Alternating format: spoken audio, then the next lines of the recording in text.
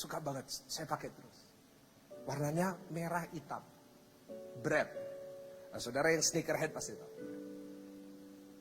Terus saya senang, wah udah punya. Lalu saya buka Instagram, itu racunnya. Ada yang warna merah putih. Terus saya ingat, loh sebentar lagi 17 Agustus, cocok. Akhirnya saya cari di Instagram, nemu Chicago 2050. Waduh, saya lihat, waduh mahal.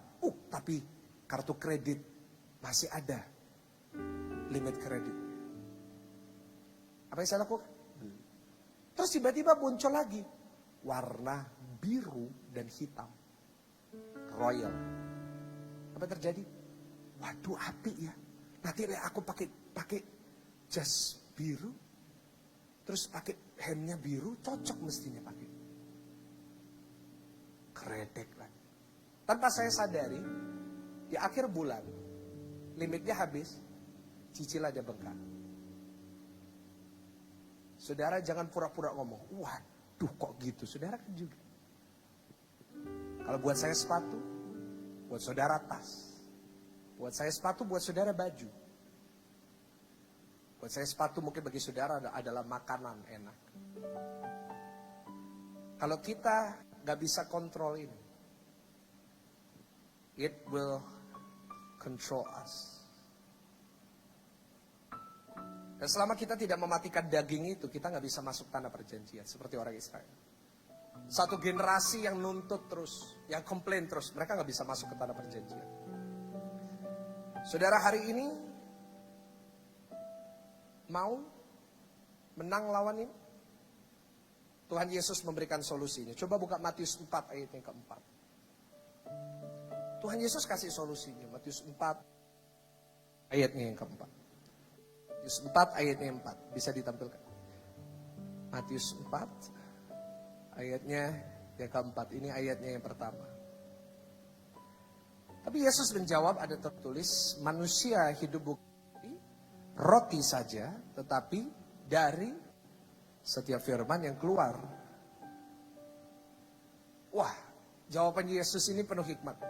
Dia berkata, manusia bukan hidup dari roti, ada kata apa tadi? Berarti kita juga perlu roti. Berarti kita juga gak apa-apa mau traveling, mau beli barang, kalau kita bisa, it's okay. Tapi gak dari itu aja. Not just that. Jangan beri makan daging terus. Tapi jangan lupa beri makan apa saudara? Rohani. Saudara jangan sampai kedagingan kita diberikan makan lebih banyak daripada rohani kita. Jangan sampai saudara dan saya terus memberikan makan daging, rohaninya gak pernah dikasih makan. Saya pernah ditanyai Pak Pendeta, anjing hitam sama anjing putih kalau tengkar menang mana? Saya tanya, anjing apa? Sama-sama bulldog. Oke. Anjing hitam atau anjing putih? Saya tanya, nggak tahu, yang menang yang mana? Banyak orang akan bilang hitam, karena hitam itu sinonim dengan kekuatan. Garang, Rottweiler. Tapi dia jawabnya smart, dia berkata, kalau anjing hitam sama anjing putih yang menang, yang lebih banyak dikasih makan. Oh ya setuju. Kalau yang hitam meskipun badannya lebih besar tapi nggak dikasih makan 3 hari. Tapi anjing putihnya lebih kecil tapi dikasih makan terus, yang menang pasti putih. Nah, analogi yang sama juga berlaku untuk daging sama roh. Kan bertentangan tadi, kita udah baca dalam Galatia. Ya. Yang lebih kuat, yang menang yang mana? Tergantung yang mana yang dikasih. Nah kita lebih banyak mana? Kasih makan rohani atau kasih makan daging kita? Contohnya lebih gampang, lebih banyak Instagraman atau lebih banyak stalking pakai second account atau lebih banyak baca Alkitab? Lebih betah mana? Beribadah sama Tuhan atau nonton tutorial make up itu? Nah kalau jawaban saudara yang seperti yang saya bayangkan, tidak heran kita selalu gak pernah puas hidup. Gak heran kita selalu hidup dengan menuntut. Tidak heran hidup kita selalu kurang dan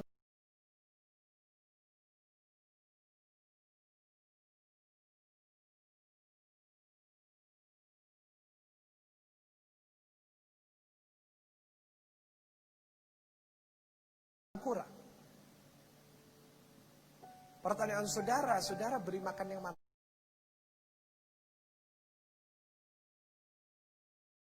Lebih banyak.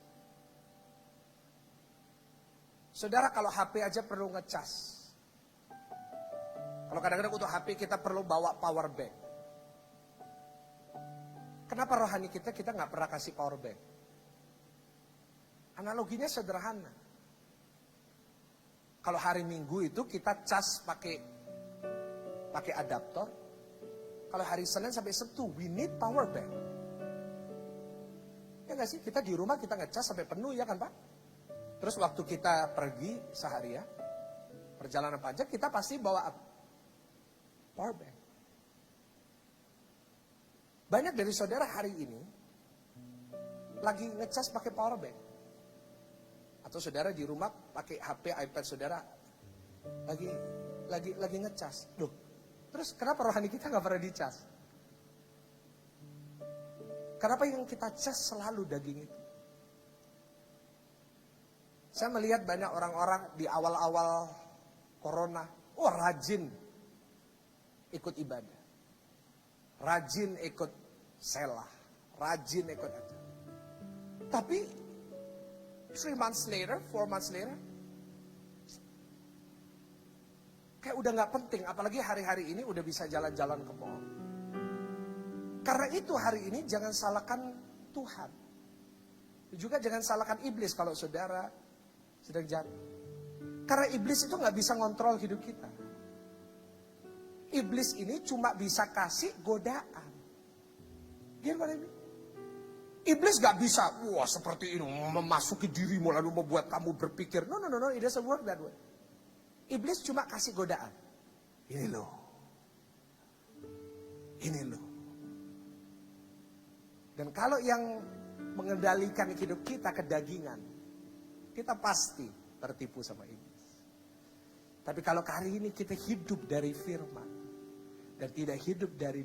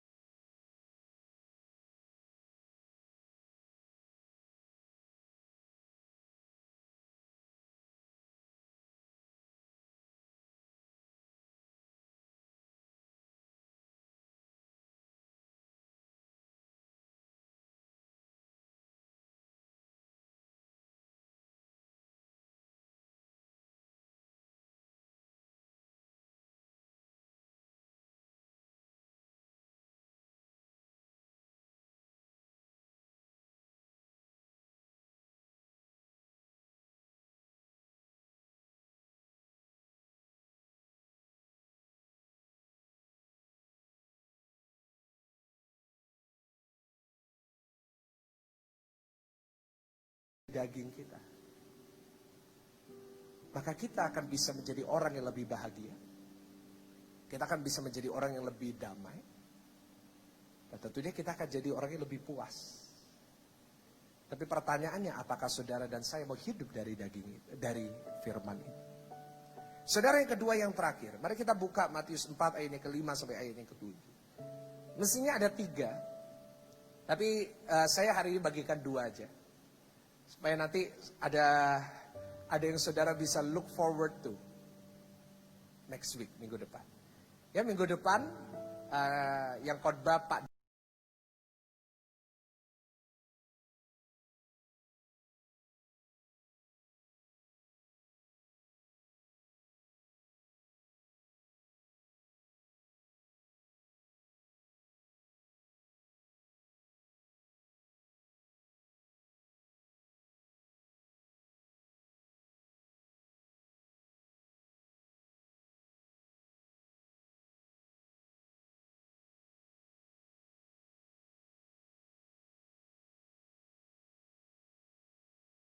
Dautoni. Minggu depannya ada satu tamu spesial yang saya tidak akan sebut namanya. Saya nggak boleh sebut dulu ya. Nanti saya umumkan nanti di Instagram. Ya, Matius 4 ayatnya ke-5.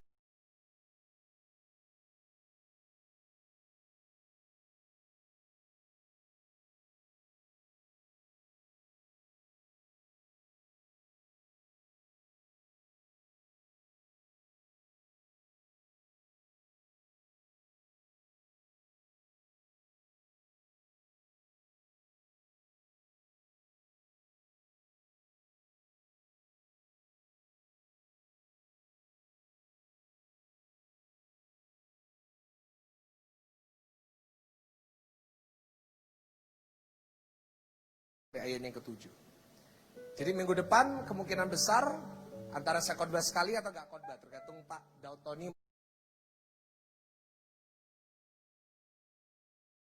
mau khotbah berapa kali. Minggu depannya tergantung tamunya. Saya nggak mau nyebut he or she, tapi spesial banget ya. Khotbahnya live ya, bukan rekaman. Kita nggak ada rekaman khotbah lagi. Kita hanya ada pendeta yang khotbah live di sini. Ya. Kalau saudara rekaman bisa nonton video, tapi kalau yang live only here in GSCS. Ya. Oke. Matius 4 ayat yang ke-5 sampai ayat yang ke-7. Silakan. Kemudian iblis membawanya ke kota suci dan menempatkan dia di bubungan bait Allah. Wow, di atas banget. Up on the hill. Lalu berkata kepada dia, jika engkau anak Allah, jatuhkanlah dirimu ke bawah, sebab ada tertulis mengenai engkau, ia akan memerintahkan malaikat-malaikatnya, dan mereka akan menatang engkau di atas tangannya, supaya kakimu jangan terantuk kepada. Saudara, yang pertama, godaan dalam hidup kita itu apa tadi? Keinginan apa? Daging. Yang kedua, it's the pride of life. Saya kasih bocoran yang ketiga, it's the lust of the senses. Itu nanti aja. Next week or next month, ya. Matius 4 ayat yang ke-5 sampai ayat yang ke-7 menunjukkan godaan manusia yang terbesar. Yang kedua adalah kesombongan diri, the pride of life. Kesombongan adalah penyakit banyak orang-orang Kristen hari-hari ini. Kenapa orang bisa jadi sombong? Ada beberapa alasan. Yap. Yang pertama, kenapa orang bisa sombong? Kenapa orang bisa sakit ini dalam tanda kutip? Itu karena mereka memiliki keinginan untuk self-actualization atau keinginan untuk membuktikan diri. Kenapa orang jadinya bisa sombong? Karena ingin buktikan dirinya. Hey, I'm good, I'm rich, I have the skills. Saya kalau lihat orang model sombong gitu, saya tahu dia pasti membuktikan diri, dan saya akan biarin. Silakan. Kenapa saya belajar untuk tidak sombong? Karena saya tidak perlu buktikan diri saya ke siapapun. Saya nggak perlu buktiin diri saya ke pendeta lain. Saya nggak perlu buktiin diri saya kepada anyone.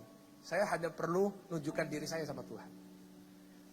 Jadi kalau ada yang nulis komen di comment section atau live chat, kemarin ada yang bilang, Pak brewoknya dicukur Pak, kalau nggak seperti monyet Pak. Ada yang nulis gitu. Terus ada yang bilang, Pak, brewoknya dicukur supaya kelihatan bibirnya dan dagunya. Saya bingung, ngapain kamu mau lihat dagunya dan bibir saya? Dan yang membuat saya shock, yang nulis laki-laki. Loh, saya sampai darah Yesus. Apakah saya sudah mencapai level itu sampai saya punya fans laki-laki? Ya kan saudara, dan whatever. Ya. It's my beard, it's my life. Sampai mana? Oke. Ada orang sombong kenapa? Mau buktikan dirinya. Hey, I'm rich. Hey, gue diurapi bro.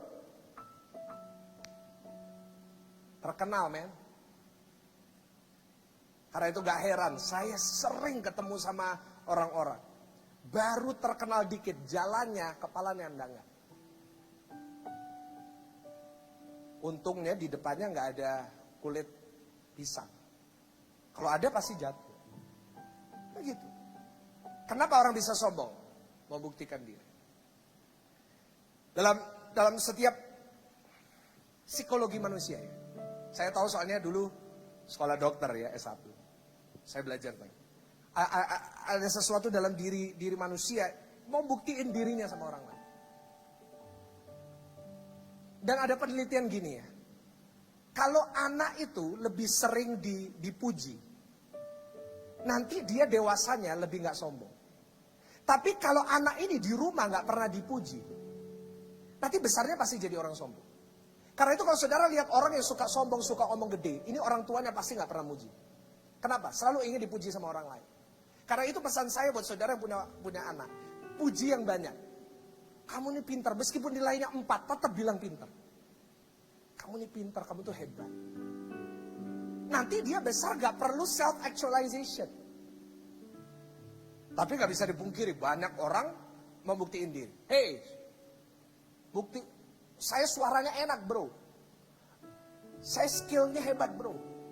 Dan tanpa kita sadari ini yang kita lakukan. Saya pernah ketemu teman saya, udah lama gak ketemu.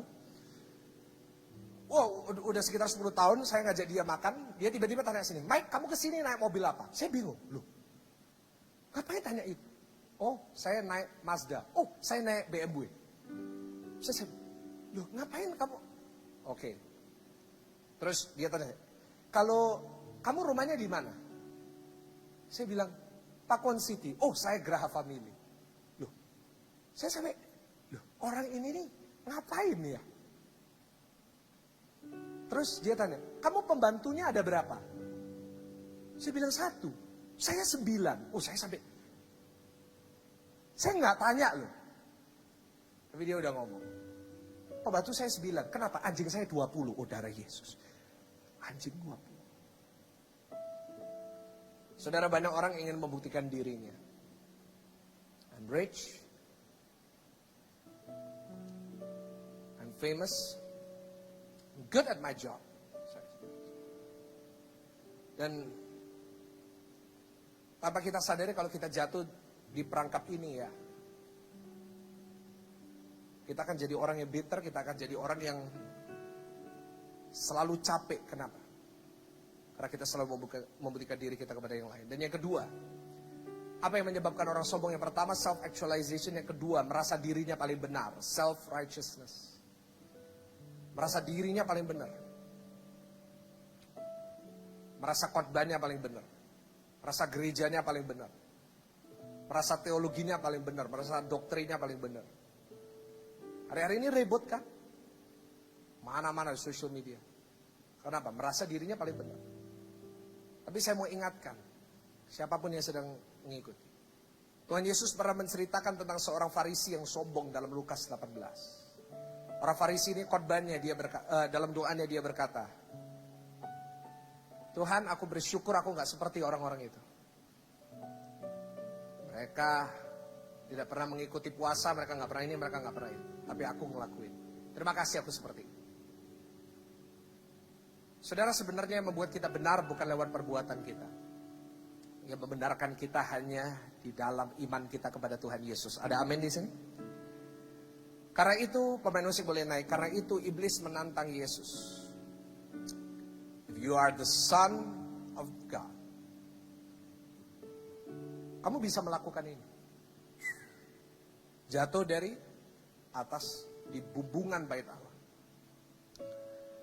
Iblis sedang menggoda Yesus untuk apa? Buktiin dirimu. Hey, show me who you are.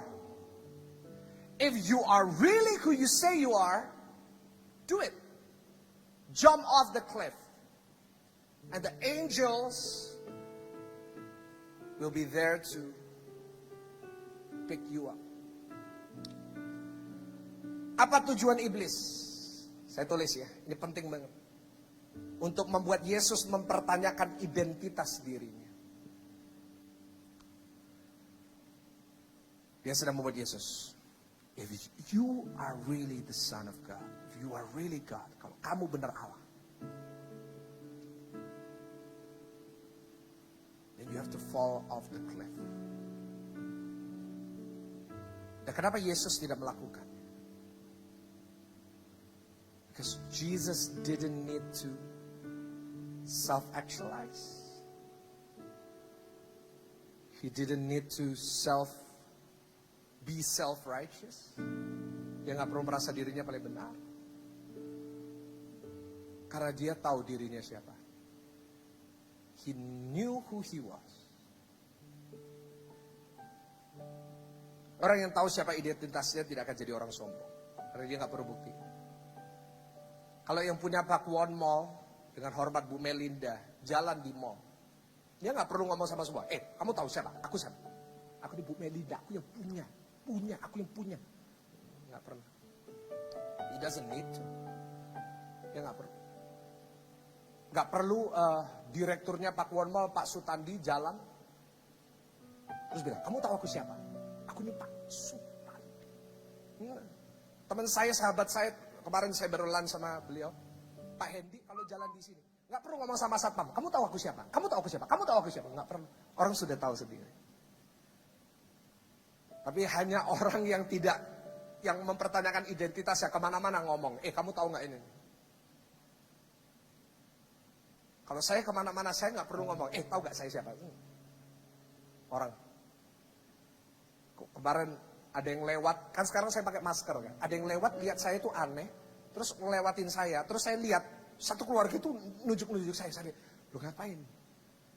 Kalau saya tahu diri saya siapa, saya nggak perlu ngenalin saya ke orang lain. Tapi kalau saya masih meragukan, apakah saya ini bagian dari, apakah saya ini layak jadi pendeta atau enggak, saya kan ngomong, kamu tahu nggak aku siapa? Aku ini pendeta. Saya nggak perlu ngomong gitu karena orang lain udah tahu. Dan diri saya sudah tahu. Pikir mana ini? Kalau saudara mau jadi, kalau saudara mau menunjukkan diri saudara, ya ketahuilah identitas saudara. Know who you are. Tulis itu di live chat, know who you are. Hari ini belajar untuk rendah hati. Mestinya tadi ada lagu ya, Pak Vigo mau nyanyikan ya. Ya udah. I know who I am. Oh, itu lagu cocok sama khotbah saya. Tapi nggak apa-apa, dinyanyikan di ibadah kedua atau tiga. I know who I am. Who am I? Saya anaknya Tuhan. Man.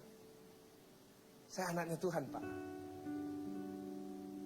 Kalau saya anaknya Tuhan, saya nggak perlu buktiin diri saya ke orang lain. Saya nggak perlu nunjukin saya kaya. Saya nggak perlu nunjukin saya hebat. Karena saya tahu di dalam saya ada satu kekayaan yang melebihi dolar. Ada kekayaan yang melebihi mobil mewah. Ada kekayaan yang melebihi rumah besar. Yaitu kekayaan di dalam kasih karunia yang Tuhan berikan kepada saya. Nah kalau saudara dan saya bisa melakukan itu, melawan godaan itu, saya percaya setiap saudara dan saya akan mengalami kehidupan yang diberkati, yang dipulihkan, yang puas, penuh damai sejahtera. Dan semua kekhawatiran, semua kegelisahan itu akan hilang dalam hidup saudara. Mari bersama-sama kita datang kepada Tuhan. Mari bersama-sama kita mau berdoa. Dan saya mau mendoakan setiap Bapak Ibu Saudara yang sedang struggling dengan hal ini. Mungkin hari ini saudara sedang struggling dengan kehidupan saudara, dengan identitas saudara. Mungkin saudara merasa saudara perlu membuktikan diri saudara kepada orang lain. Mungkin saudara merasa saudara perlu membuktikan diri saudara kepada orang-orang di sekitar saudara. You don't need to. Karena saudara dan saya punya Tuhan yang mengisi identitas saudara yang kosong dengan kasih karunia. Tuhan, hari ini hamba-Mu berdoa buat setiap jemaat-Mu. Siapapun mereka, biarlah Engkau yang menyertai, memberkati. Ajar setiap kami untuk kami belajar hidup dari roh bukan dari daging. Ajar setiap kami untuk rendah hati dan tidak sombong. Karena kami tahu ini adalah cara Engkau bisa menyempurnakan kami. Kau berkata dalam firman-Mu, hendaklah kami sempurna seperti Engkau sempurna. Ajar kami bahwa apa yang Kau alami Yesus di padang gurun itu, itulah pelajaran-pelajaran yang akan membawa kami menjadi orang Kristen yang lebih baik, yang lebih menyenangkan hati, yang lebih sempurna dan lebih baik daripada sebelumnya. Terima kasih Tuhan, hamba-Mu sudah selesai berbicara, tapi biarlah firman-Mu terus berbicara melalui video ini. Dan biarlah video ini bisa mencapai ke seluruh dunia. Dan biarlah pesan Tuhan ini dapat berdampak sebesar-besarnya bagi setiap jemaat yang mendengar. Terima kasih Tuhan, di dalam nama Tuhan Yesus. Mari jemaat Tuhan yang sudah diberkati oleh firman Tuhan, mari sama-sama kita mau katakan amin. Kita berikan tepuk tangan yang paling meriah, yang paling dahsyat. Tiba saatnya kita diberi kesempatan menabur untuk pekerjaan Tuhan. Nah, di tempat ini untuk biaya operasional, untuk segala biaya yang dibutuhkan, saudara bisa menyalurkan lewat nomor rekening yang ada di screen saudara sekarang. Saudara